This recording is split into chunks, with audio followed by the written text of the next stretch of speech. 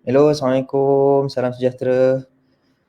Bertemu kembali kita dalam 10 minit bersama Asad dan Syam. So, hari ini hari Selasa 13 Julai. Saya doakan semua pendengar dan penonton setia Asad Syam berada dalam keadaan sihat sejahtera dan dilindungi oleh Allah Subhanahu Wa Taala.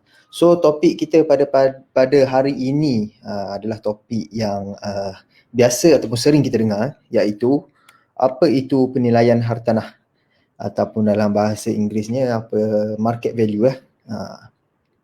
Jadi untuk pengetahuan semua, penilaian hartanah ini adalah proses penaksiran nilai sesebuah rumah bila kita hendak jual di pasaran. So kita kena anggarkan harga hartanah kita adalah untuk menarik minat bakal pembeli kita dengan tawaran kita lah. So berapa penilaian hartanah rumah kita tu. So kalau kita mempunyai rancangan untuk ataupun planning untuk menjual rumah pada masa akan datang, kita mesti mengetahui nilai sebenar rumah tu. Yang tu paling penting.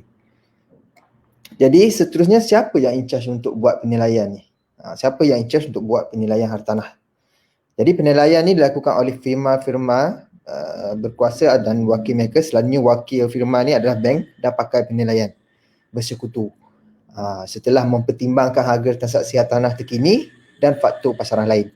So bank akan menggunakan penilai untuk menentukan harga ataupun market value penilaian hartanah tersebut. So mereka tak bolehlah macam tiba-tiba nak andai sendiri market value. Kerana ada proses dia sendiri. Jadi apa kelebihan yang kita dapat bila kita menilai hartanah ni?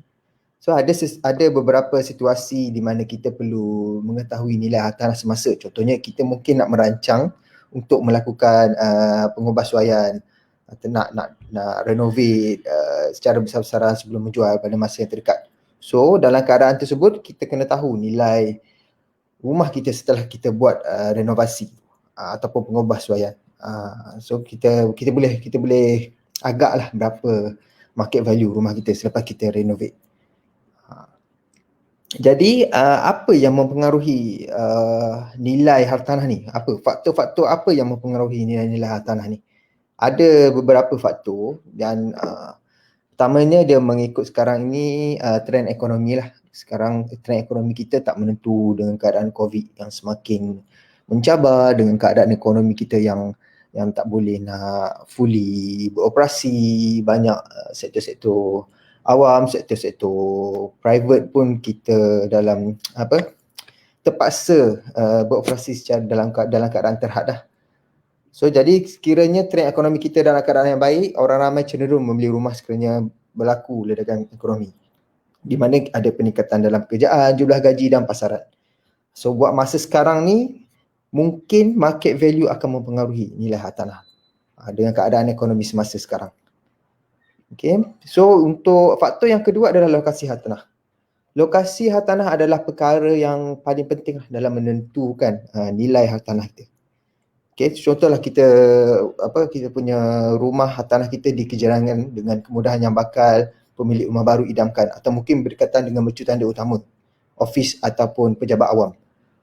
Memang akan dia punya nilai hartanah tu memang akan meningkat.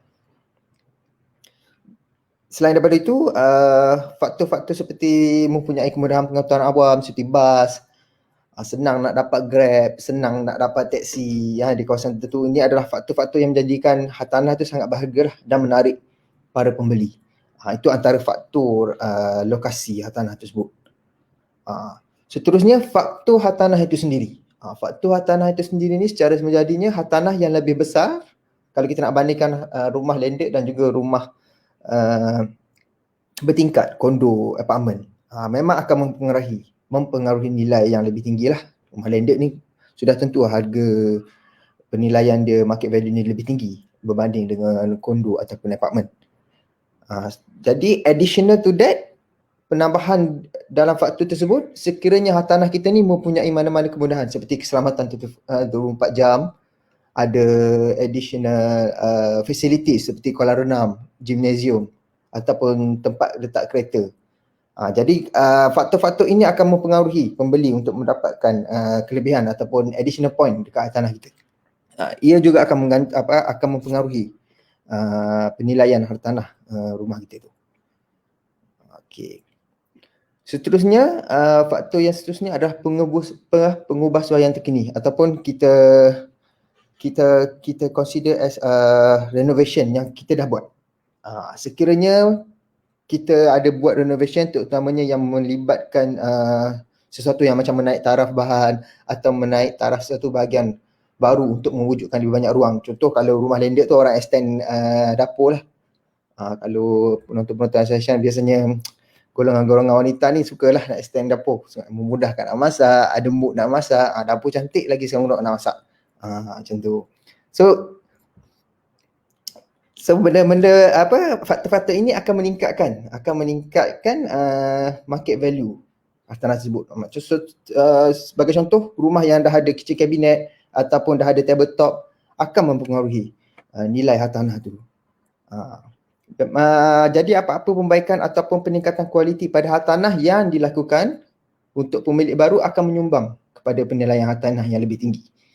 Kebiasaannya pun sekarang macam kalau kita nak jual rumah pun banker akan minta gambar rumah, tengok ada renovation tak, nak jual fully finish ke, tengok dah ada kitchen cabinet ke, dah ada tabletop ke, itu akan mempengaruhi market value rumah tersebut.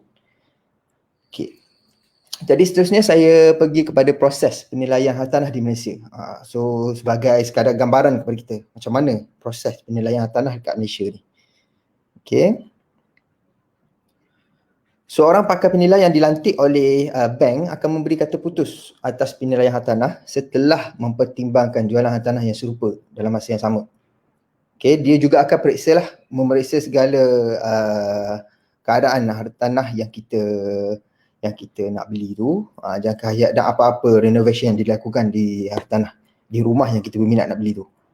So rekod jualan boleh didapati di Jabatan Penilaian dan Perkhidmatan Harta JPPH. Setelah semuanya selesai, semua maklumat akan diperincikan dalam laporan penilaian dan diserahkan kepada bank. Dipanggil valuation report. Itu adalah selepas segala valuasi yang dibuat ada penilai tu dia akan compile dalam satu report dan hantar kepada bank. Kemudian bank akan decide lah berapa pinjaman yang boleh mereka offer kepada kita.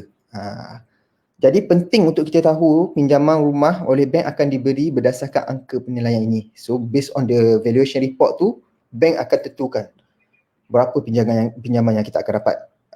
So kebiasaannya kita kena bayar sendirilah yuran penilaian kepada individu yang memberikan perkhidmatan tersebut. Tapi ada sesetengah bank dia akan absorb terus masuk dalam loan. Jadi kalau para pendengar 10 minit bersama Asal Syam ni berminat, kita ada pakar-pakar yang boleh tolong untuk pastikan macam valuation fees, legal fees ni boleh absorb dalam pinjaman pembiayaan kita. So kita tak perlu keluar duit sendirilah untuk bayar valuation fees, tak perlu bayar legal fees. Semua kita boleh insya-Allah kita boleh tolong untuk absorb dalam loan. So tak perlu pening-pening lah nak reserve cash money untuk bayar yuran-yuran tersebut. Jadi bila kita sudah dapat valuation report dan bank pun sudah dapat the whole harga market value rumah kita tu, lagi senang bagi mereka untuk meluluskan pinjaman. So jadi benda tu akan jadi advantage untuk kita dah terus boleh membuat pembiayaan perumahan.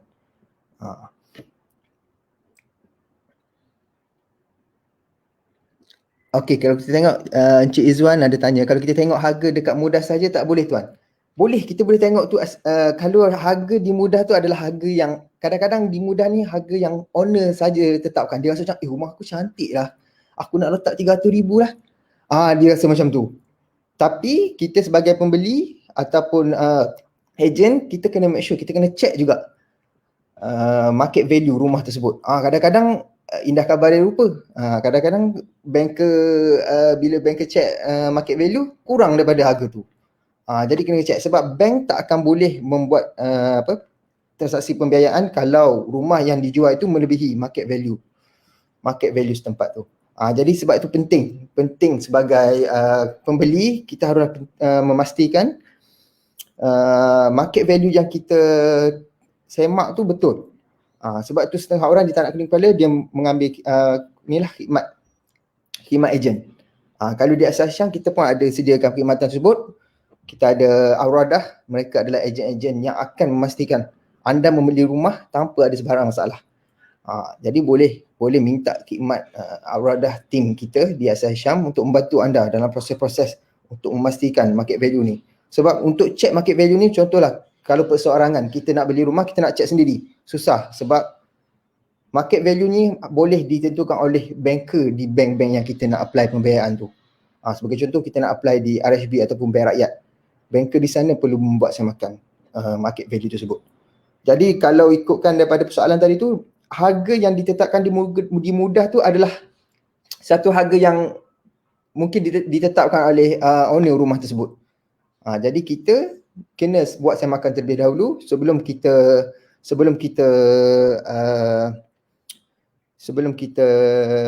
kita berniat untuk membeli rumah. So soalan seterusnya daripada Puan Fatimah Hazara, berapa servis khidmat pembuat penilaian ni tuan? Okey, dia kadang-kadang dia bergantung kepada keluasan rumah. Kalau rumah apartmen ataupun rumah kondominium, dia punya fees dia tu lagi murah. Tak silap saya lebih kurang, kalau apartmen sebelum ni dalam 1,000 lebih lah lebih macam tu. Kalau rumah landed lagi mahal lah sebab lagi besar ruang yang dia pernah cover untuk buat valuation. Dia bergantung kepada ruang ataupun saiz rumah tersebut.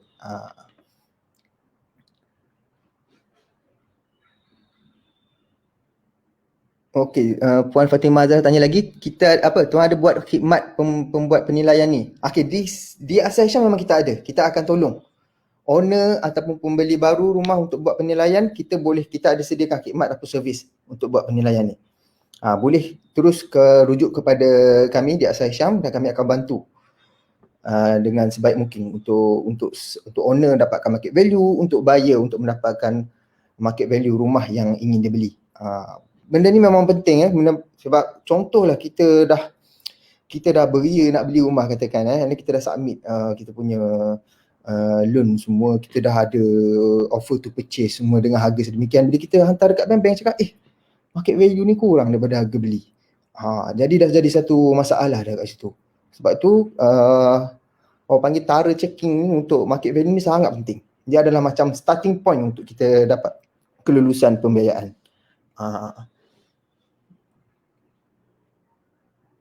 Kalau subsale, siapa yang kena tanggung cost valuation, penjual ke pembeli? Okey, kalau subsale yang akan tanggung valuation fee ni adalah pembeli. Pembeli yang akan tanggung sebab kita report ni kebiasaannya, valuation report ni kebiasaannya akan dibuat oleh bank. So bank akan kiranya tanggungan tu akan jatuh kepada pembeli lah. Macam saya beritahu tadi, valuation report ataupun valuation fees ni ada setengah bank dia akan absorb masuk dalam loan. So kira dia akan bergantung juga lah, bergantung kepada kita punya DSR, kita punya scoring. So kalau cantik DSR kita, bank takkan teragak-agak lah untuk offer kita absorption untuk valuation fee dan juga untuk legal fees. Okey, saya rasa setakat itu sajalah untuk perkongsian saya pada hari ini. So insya-Allah esok kita akan ada lagi topik-topik yang lebih menarik di 10 minit bersama Asas Syam, bersama dengan kita punya peguam-peguam yang handal-handal dan hebat-hebat belaka. So setiap soalan boleh terus diajukan kepada mereka. So dengan itu saya akhiri perkongsian saya pada hari ini. Assalamualaikum dan salam sejahtera. Terima kasih.